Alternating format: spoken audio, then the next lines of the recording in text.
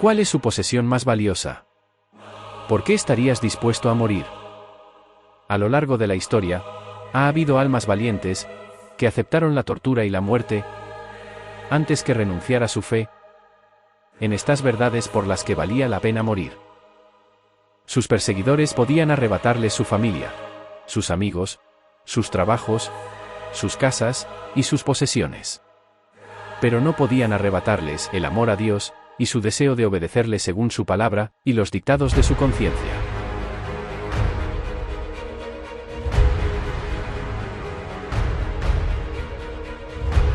La tortura en la época medieval. Estamos aquí en el Museo Criminal de la ciudad medieval de Rothenburg ob der Tauber.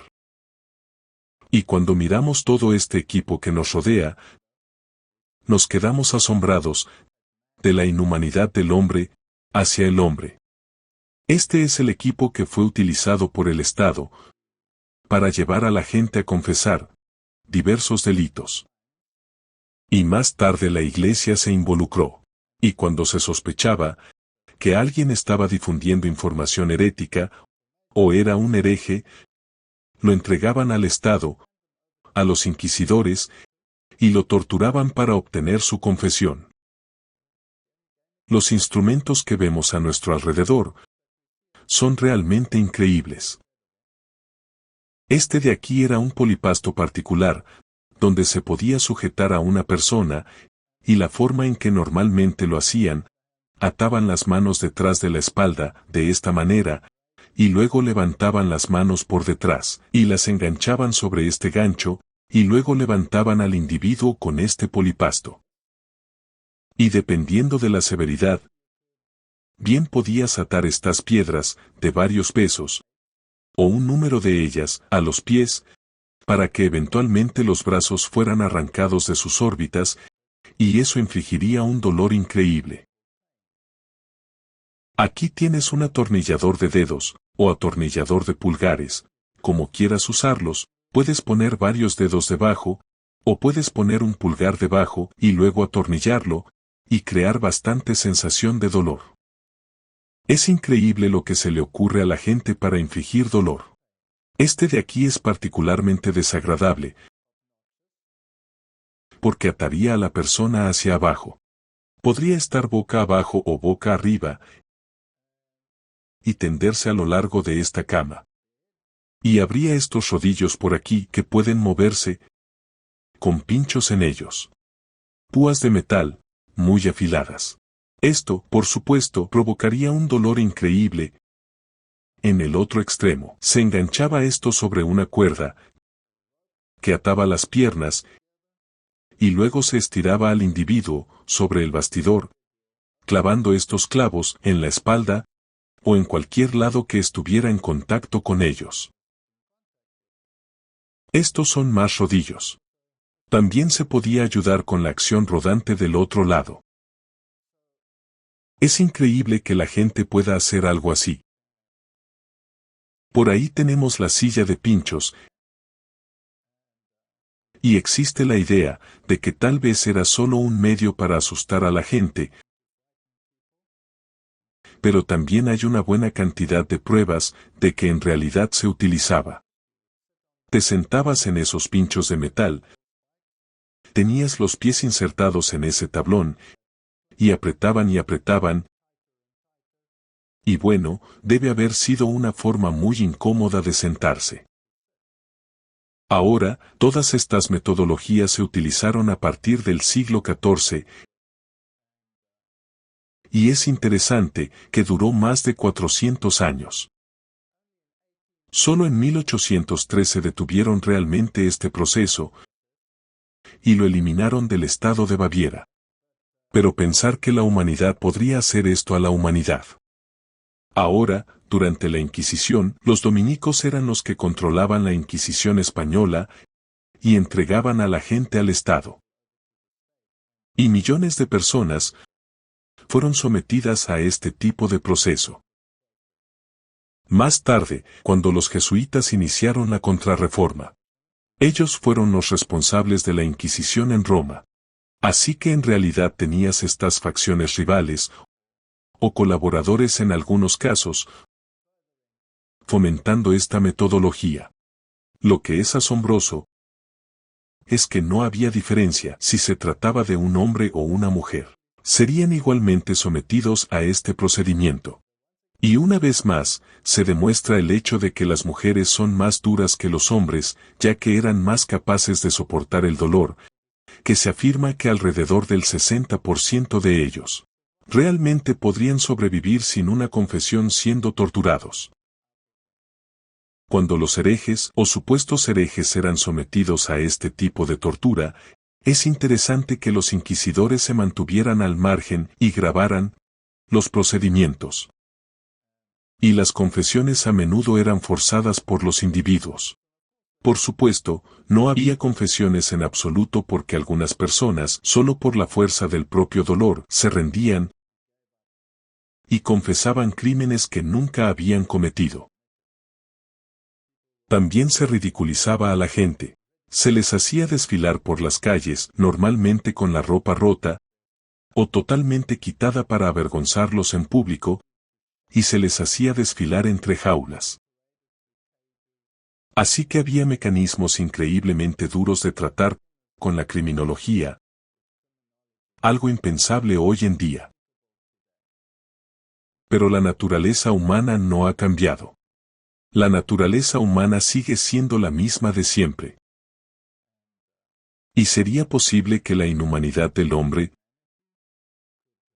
volviera a alcanzar un nivel como este? Hay tanta crueldad en el mundo, y si no fuera por el Espíritu de Dios, ¿dónde estaríamos?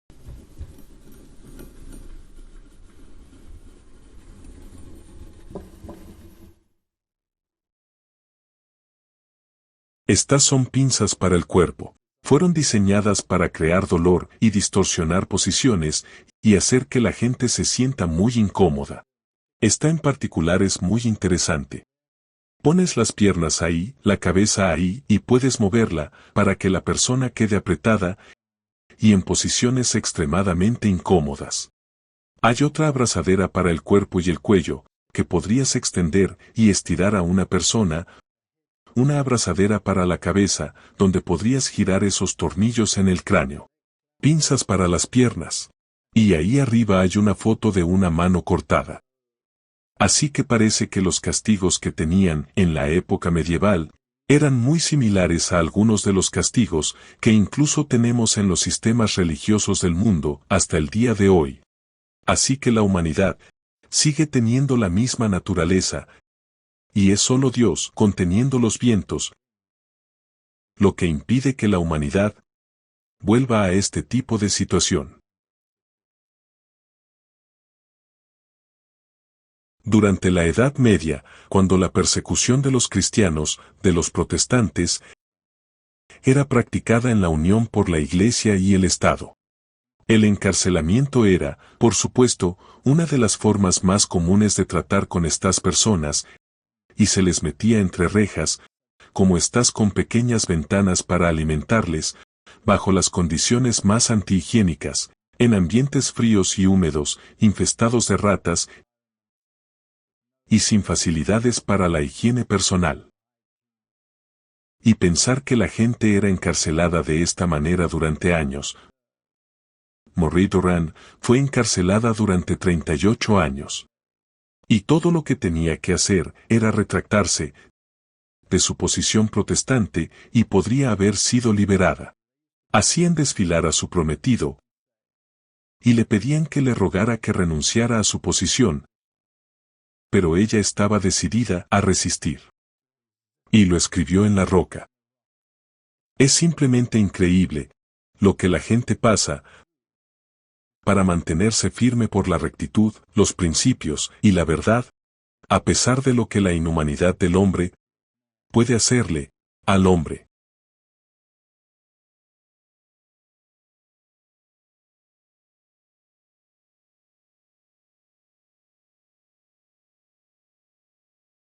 En realidad, no sabríamos para qué servían todos estos instrumentos si no fuera porque todo se registró con tanta fidelidad.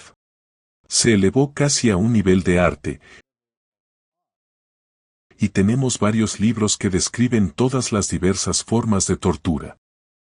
Ahora bien, algunos de estos instrumentos interesantes que vemos por aquí son bastante viles. Tenemos los atornilladores de mariposa, los atornilladores de dedo, y luego tenemos aquí los diversos atornilladores de pierna y más atornilladores de mariposa. Y este de aquí es particularmente interesante. Este es un atornillador de lengua. Se coloca sobre la lengua y se atornilla para causar el máximo dolor. Pero el más repugnante de todos es probablemente este de aquí arriba. Este era el llamado atornillador bucal. Y se puede ver que hay dos de ellos encadenados. Y eso es por una razón en particular, que usted podría utilizar solo uno, pero también podrías utilizar dos, dependiendo de qué lado de la persona estabas trabajando, y pondrías esto en la boca y abrirías la boca. Y a veces podías abrirla tanto que las mandíbulas podían llegar a dislocarse, y entonces podías echar varios líquidos ahí dentro, ya fueran calientes o fríos, o simplemente asquerosos, como restos fecales, y cosas así. Pero también podías utilizarlo, si usas tu imaginación, en el otro extremo del cuerpo. Y había dos de ellos encadenados. Y si imaginas la anatomía femenina, entonces podrías infligir la misma tortura, con dos de ellos insertados al mismo tiempo. Pensar que la humanidad podría incluso inventar cosas como esta, para crear esta repugnante forma de tortura, simplemente deja perpleja a la mente.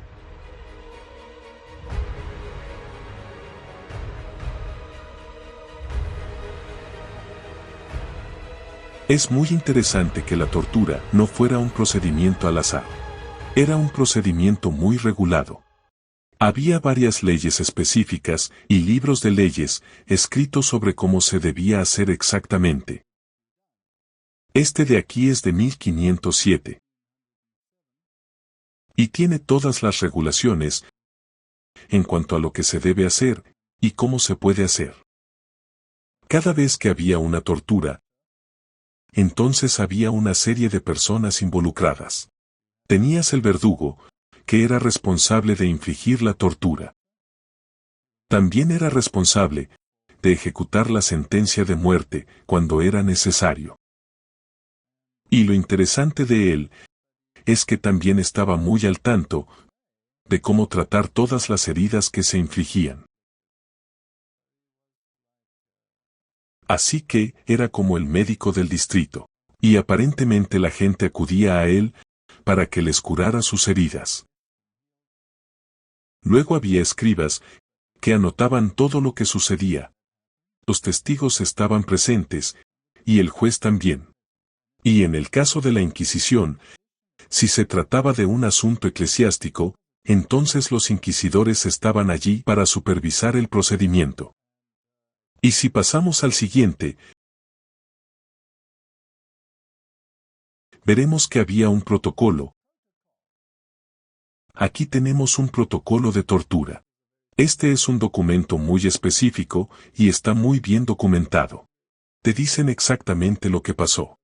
Así es como sabemos lo que ocurrió en aquellos días y cómo se llevaron a cabo estos procedimientos de tortura. Aquí en concreto se trata de un protocolo, de una bruja, o de los llamados sucesos de la bruja Catarina, y está registrado muy fielmente en cuanto a lo que ocurrió exactamente en el proceso de tortura. Si vamos a la siguiente, tenías protocolo de testigos. Así que hubo dos testigos que escribieron exactamente lo que pasó. Así que todo estaba muy reglamentado. Y eso es bastante fascinante. En muchas regiones del mundo, donde las naciones o las potencias utilizan la tortura. Es interesante que también fueron regulados de acuerdo a procedimientos específicos. Y aquí incluso tienes un manual de la teoría de la tortura. Ahora, esto es fascinante. Por supuesto, la tortura está concebida para infligir el máximo dolor, sin conducir necesariamente a la muerte del individuo. Solo se quiere extraer una confesión, que sea una confesión real o una confesión forzada no importa. Era la forma en que el dolor debe ser infligido, sin causar la muerte.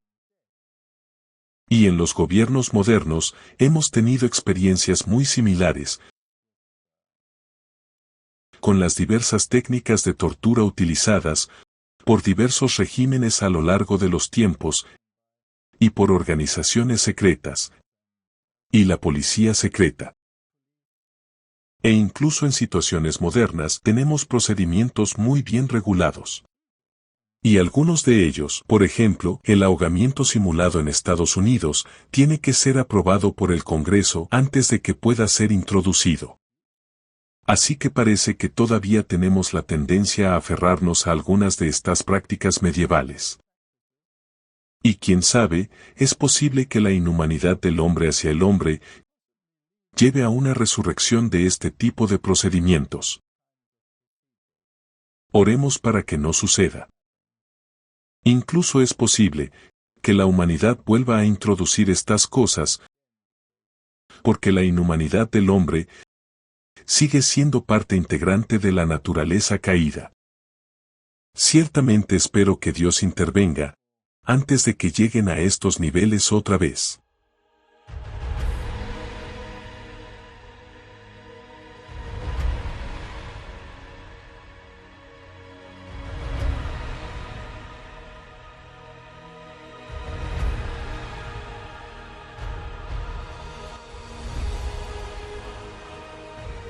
Para saber más sobre la Reforma Protestante, mira el documental Convicción.